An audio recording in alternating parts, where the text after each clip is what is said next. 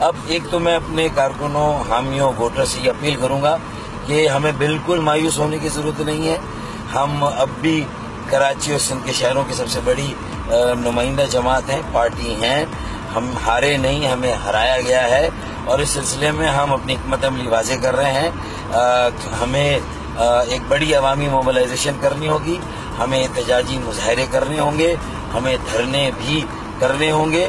اور دوسری بات یہ ہے کہ میں نے یہ طے کیا ہے، اور میں رابطہ کمیٹی سے بھی یہ کہوں گا، اپنے ساتھیوں سے بھی کہوں گا کہ اب ہمیں یہ انتخابات ہم دوبارہ کرائیں گے انشاءاللہ.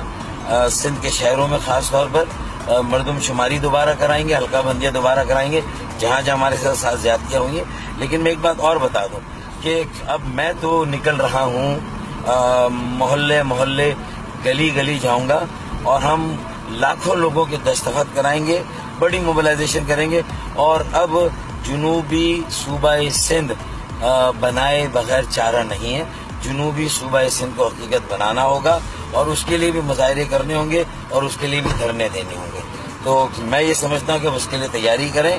رابطہ کمیٹی سے بھی میں یہ کہوں گا، اور ہمیں باہر نکلنا ہوگا. اور میری ہار یا ایم کیو ایم کی ہار یہ مہاجر قوم کی ہار ہے، جو ہار نہیں بلکہ مسلط کی گئی ہے یہ ہار. اس لیے ہمیں اب اپنے مسائل کا مستقل حل چاہیے، اور مستقل حل ہمارا صوبہ ہے.